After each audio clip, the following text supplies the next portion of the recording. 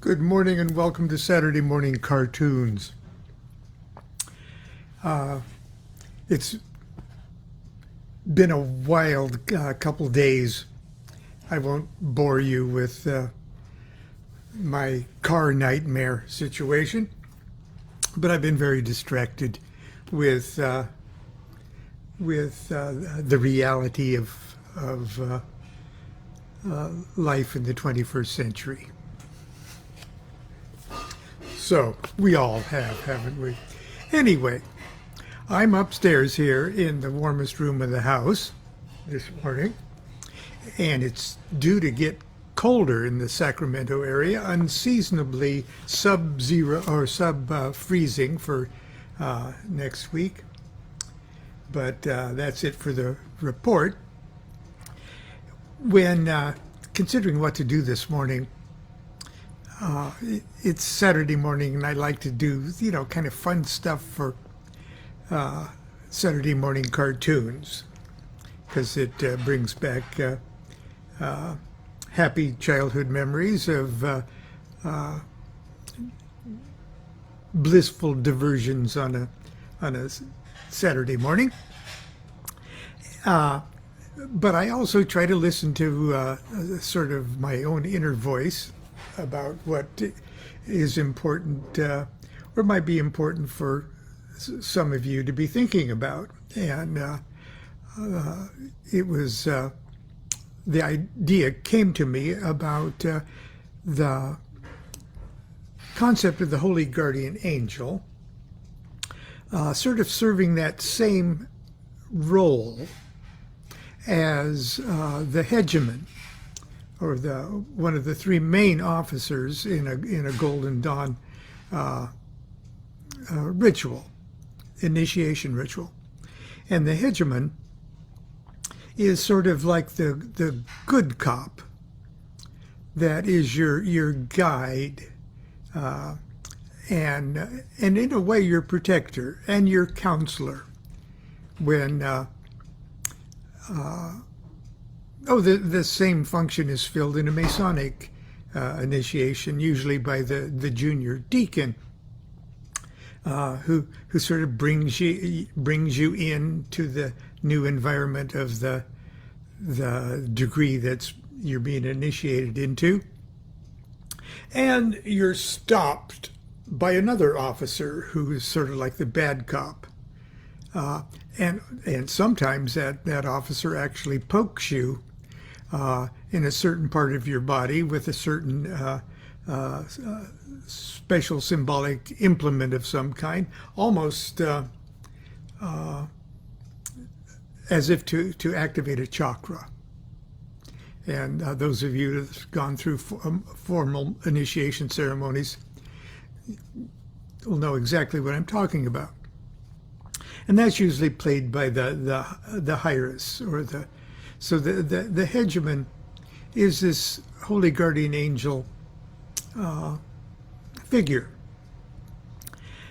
So I was thinking, well, I've talked about this quite a bit, and even when I'm talking about other things, I'll bring up that subject. But on my walk to the coffee shop this morning, which got a late start on that, I was also thinking, well, what does that have to do with that cartoon fun type thing? And one of my earliest and fondest memories of Saturday morning cartoons was Popeye the Sailor. So here I am thinking about the hegemon, and at the same time, in my mind, I'm Popeye the Sailor Man. I'm Popeye. And I'm thinking, well, what's that? His girlfriend's olive oil, and olive is Minerva or Athena, Popeye. And then I thought, Pop, I, as if look to Pop. Okay. I hope you're not sharing this with your psychiatrist. Pop, I. And Pop is the name of the 19th Aethyr of the Enochian system. It's a heaven. It's a level of consciousness. There's 30 Aethers, and this is 19, so it's not quite halfway. But I got home and looked at Pop, and sure enough, there's the hegemon. So what I'm going to do for Saturday morning's Pop-Eye cartoon, I'm going to share Crowley's vision of the 19th Aethyr that he did as he was marching across the North African Sahara with Victor Newberg back in 1909 or whenever that was, and to get us in the mood to hear what Crowley's vision was. And I'll do the best I can because there's footnotes and Greek and all sorts of stuff. I'll do the best I can. But I'll open up the Aethyr in the 19th. I'll open up the 19th Aethyr for all of us. If you're cozy enough, if you're settled in, not driving heavy equipment or anything, operating a lathe or anything, just relax with your peanut butter and toast and your coffee or cocoa, and I'll open up the 19th Aethyr and I'll share Crowley's vision.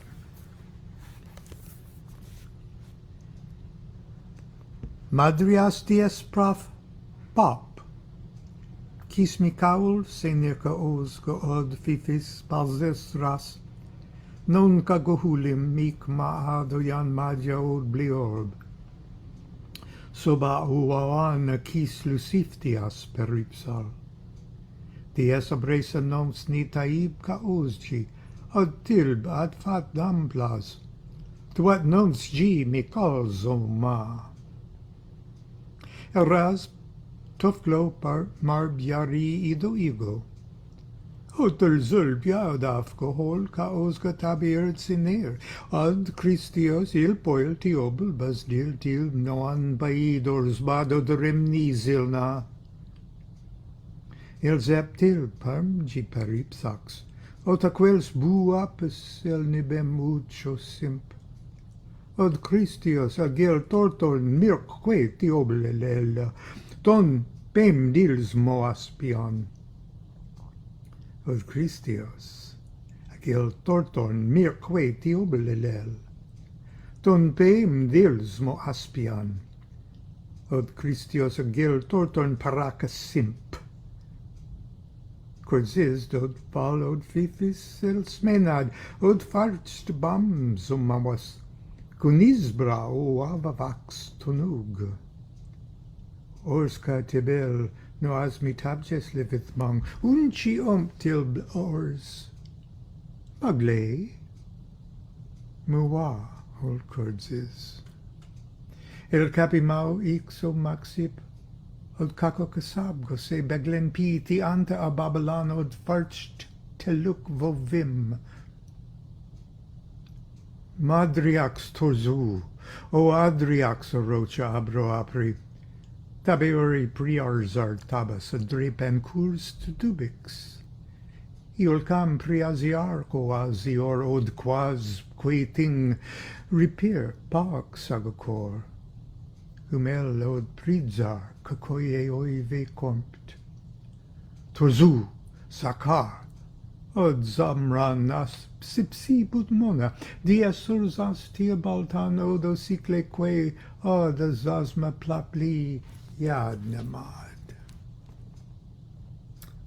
Madrias dies prof pop.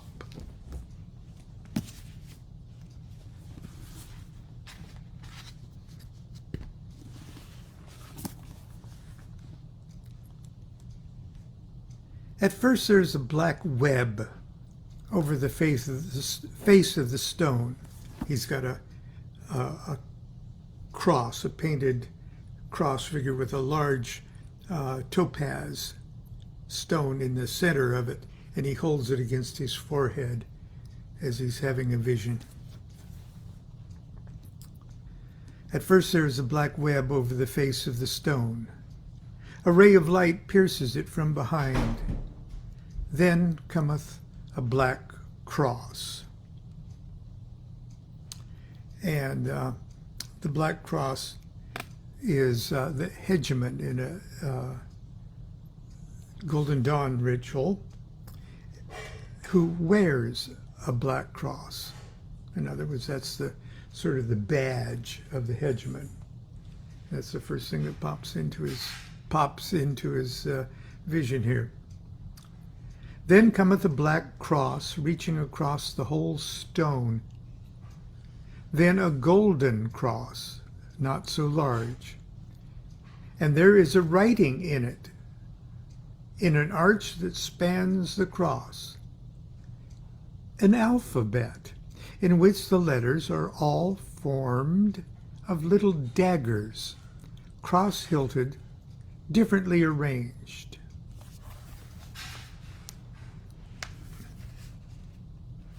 And there they are. It'd be A, B, C, D, E, F. The alphabet of daggers.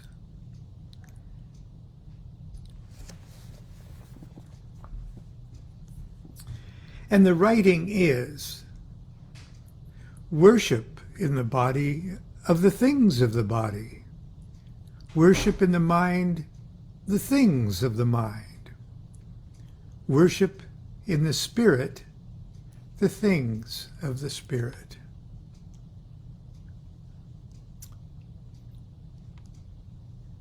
Footnote, and I'm going to read this footnote. Worship all things, for all things are alike necessary to the being of the all. But keep separate the planes. Failure to do so is the most frequent cause of error.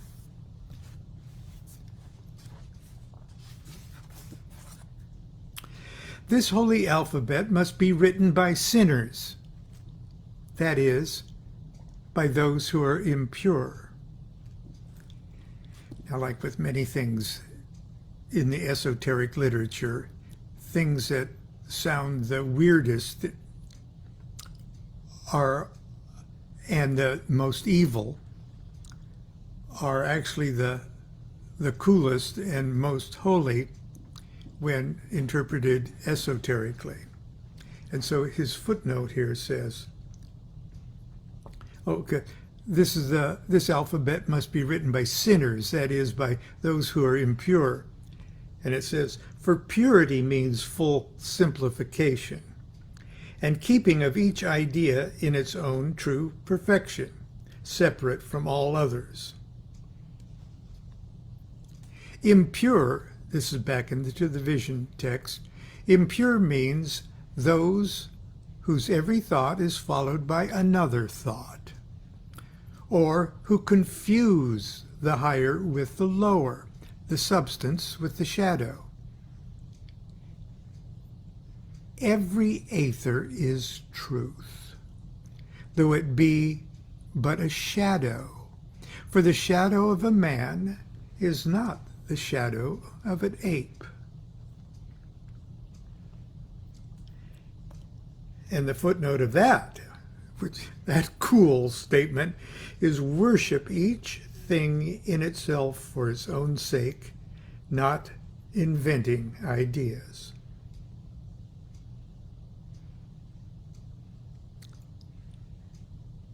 Okay.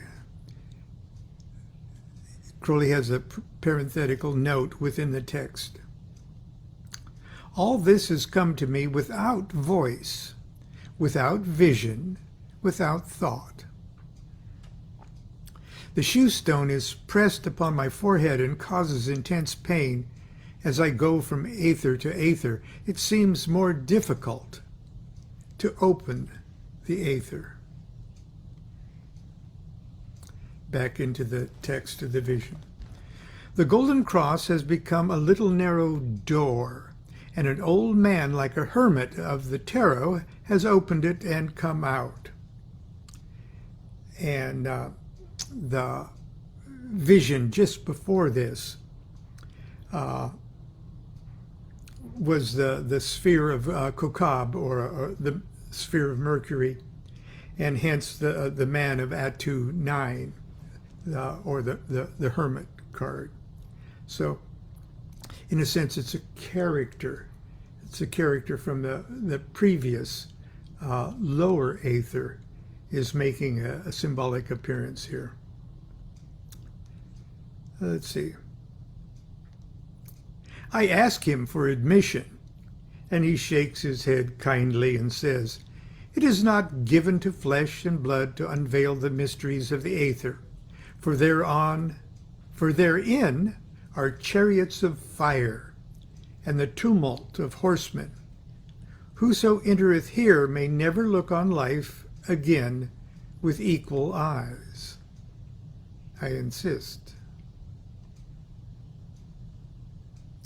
Now, the chariot of the tarot bears the Holy Grail, the Sangreal. Okay. The little gate is guarded by a great green dragon, and now the whole wall is suddenly fallen away. There's a blaze of chariots and horsemen. A furious battle is raging. One hears nothing but the clash of steel and the neighing of the chargers and the shrieks of the wounded. 1,000 fall at every encounter and are trampled underfoot. Yet the Aethyr is always full. There are infinite reserves. No, that is all wrong, for this is not a battle between two forces, but a melee, in which each warrior fights for himself against all the others. I cannot see one who has even one ally. And the least fortunate, who fall soonest, are those in the chariots. For as soon as they are engaged in fighting, their own charioteers stab them in the back. Now, the footnote here says, this seems to be a vision of the ideas which the alphabet of daggers is to analyze. The confusion suggests the influence of Kurungzone. It is a warning of what the aspirant must expect if he once lose his grip on Bina. Bina, of course, is across the abyss. Okay, back to the text. And in the midst of the battlefield there's a great tree, like the Sinar tree. It bears fruits, and now all the warriors are dead. And they are the ripe fruits that are fallen. The ground is covered with them. There is a laugh in my right ear. This is the tree of life. And now there's a mighty god Sebek, with the head of a crocodile. His head is gray, like river mud, and his jaws fill with the whole air. And he crunches up the whole tree and the ground and everything. Now then at last cometh forth the angel of the Aethyr, who is like the angel in the 14th key of the Rota.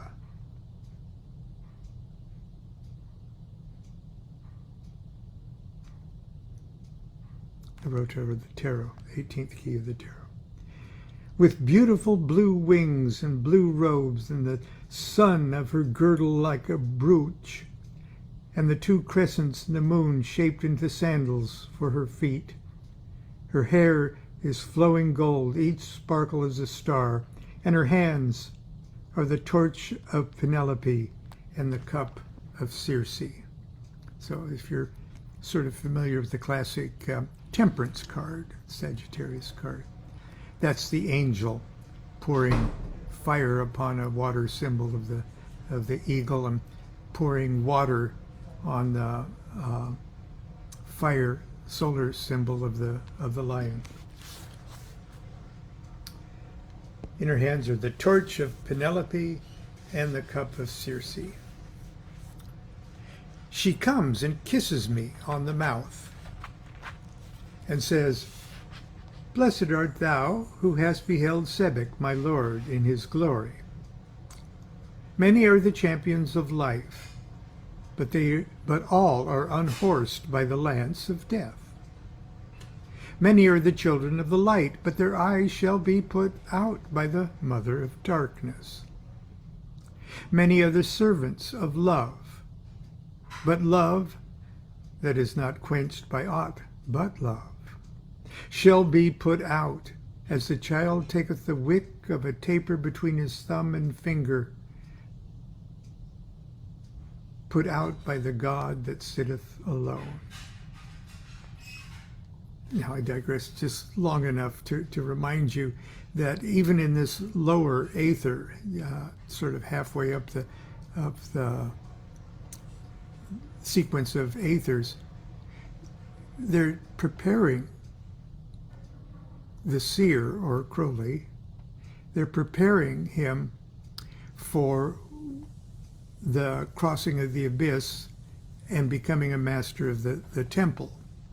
So this is sort of a preview. A lot of these little events here are previews of what must be done and the ordeals that must be overcome and the consequences that must be endured for the crossing of the abyss. And on her mouth, like a chrysanthemum of radiant light, is a kiss, and on it the monogram IHS.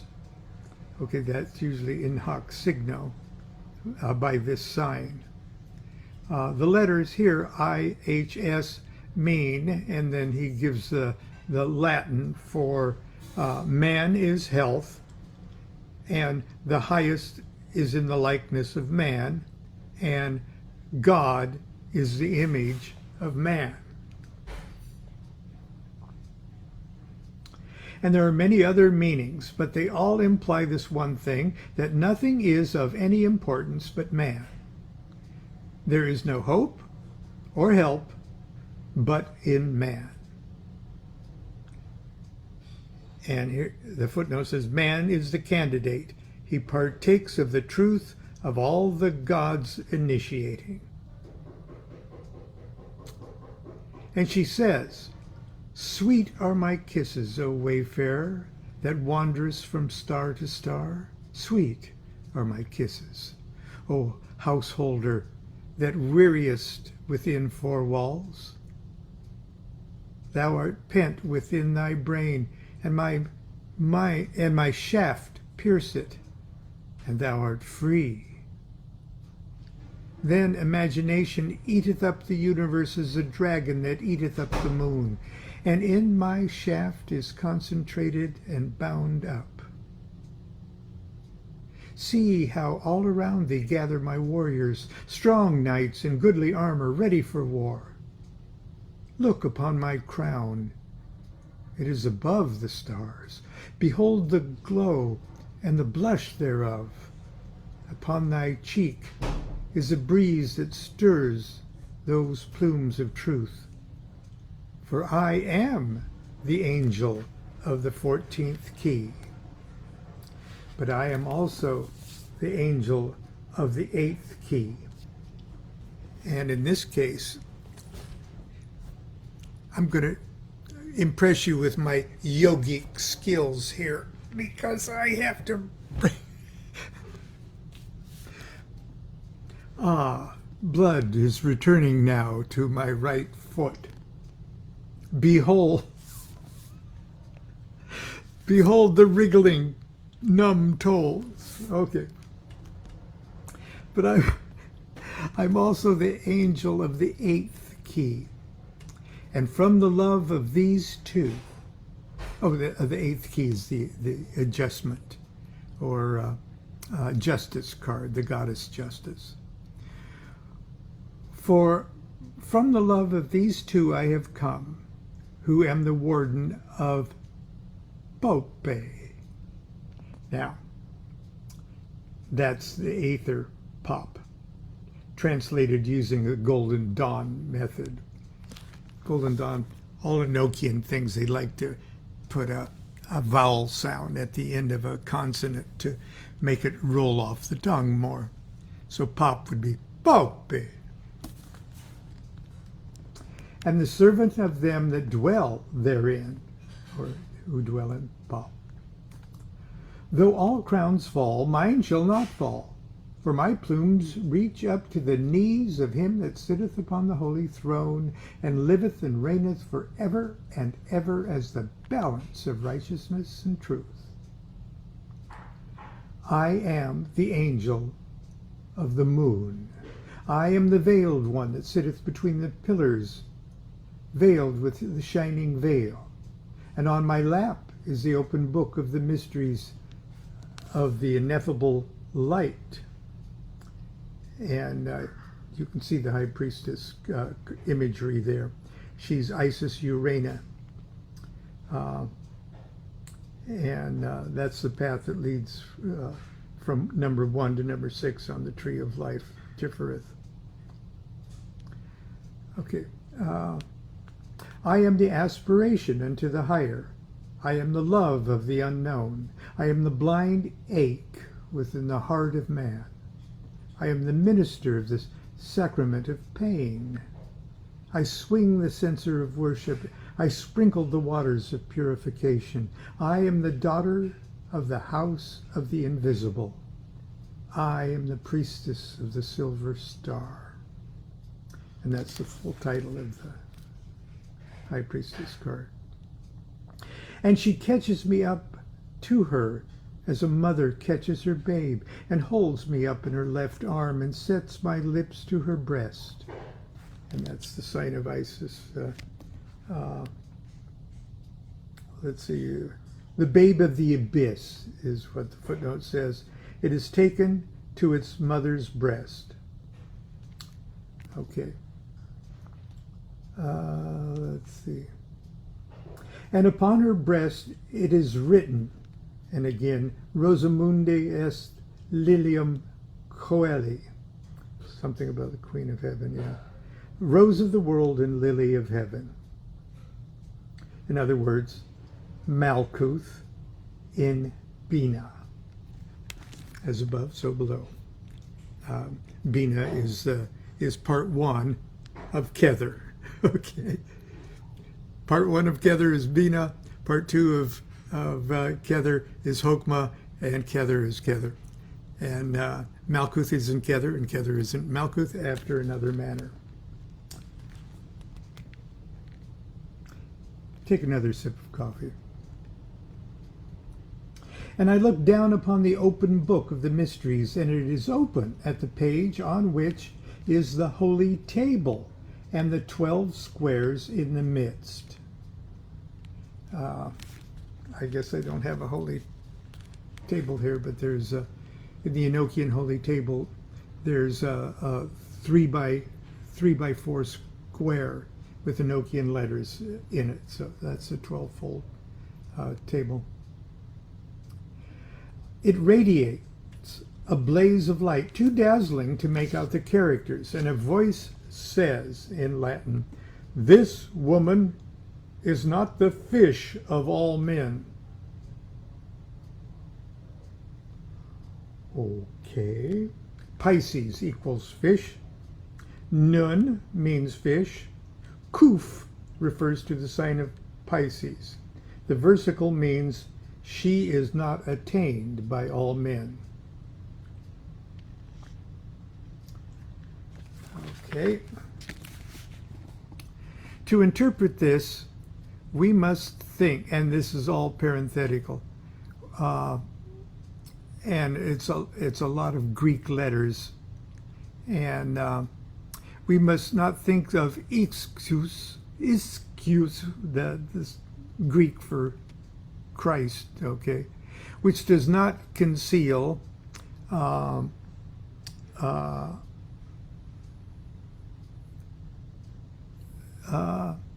Jesus Christos Theo, and here it says Theon, or Eus, or Soter, meaning Jesus Christ, Son or Savior, as traditionally asserted, but is a mystery of the letter Nun, N, and the letter Kuf, as may be seen by adding it up.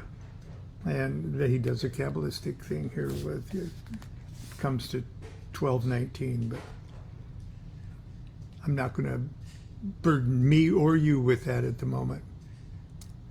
The word is only connected with Christianity because it was the hieroglyph of syphilis, which the Romans supposed to have been brought from Syria, and it seems to have been confused with leprosy, which also they thought was caused by fish eating. He's talking about the mystery here of Nun, okay, because Nun means the fishes.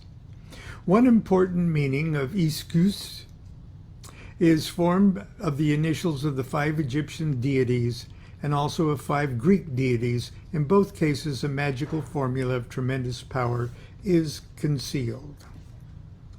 And in order to explain that, there's that footnote.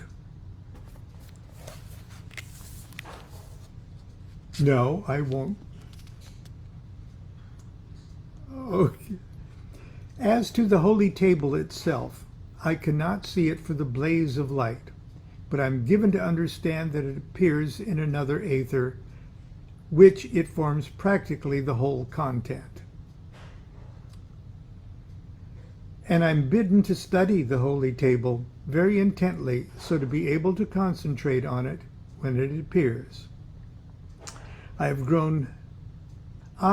grown greater, so that I am as great as the angel, and we are standing as if crucified face to face, our hands and lips and breasts and knees and feet together, and her eyes pierce into my eyes like whirling shafts of steel, so that I fall backwards, headlong through the Aethyr. Footnote I think is very important here. The seer cannot make union with his guide. She is the feminine form of his holy guardian angel. But the impulse to unite is only valid when it comes from above. In the 20th Aethyr, this was the case. That was the Aethyr just before this one. And so the marriage was accomplished. I fall backwards, headlong through the Aethyr, and there is a sudden and tremendous shout. Absolutely stunning, cold and brutal. Osiris was a black god. And the Aethyr claps its hand, greater than the peal of 1,000 mighty thunders. And I am back on the sands of the Sahara, November 30th, 1909, 10 to 11:45 p.m. Now, I added in the sands of the Sahara. It might have been at an Algerian Motel 6, but anyway. This Osiris is a black god. I will discuss a little bit of the footnote here. This to the seer at that time was a revelation of the most appalling terror. The doctrine of the Third Order had not been promulgated. He expected to unite with the Great Mother in a mode similar to that experienced in attaining the knowledge and conversation of the Holy Guardian Angel.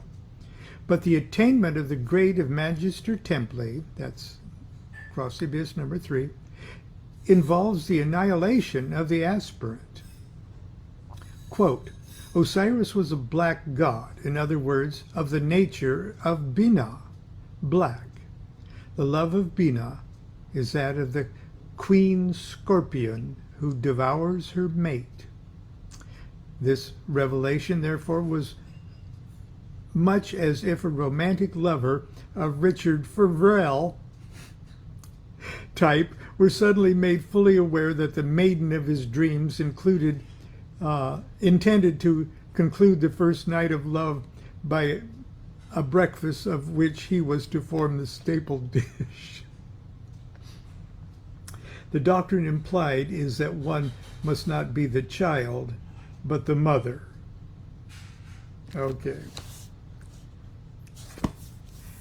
That's Saturday morning's Popeye cartoon. I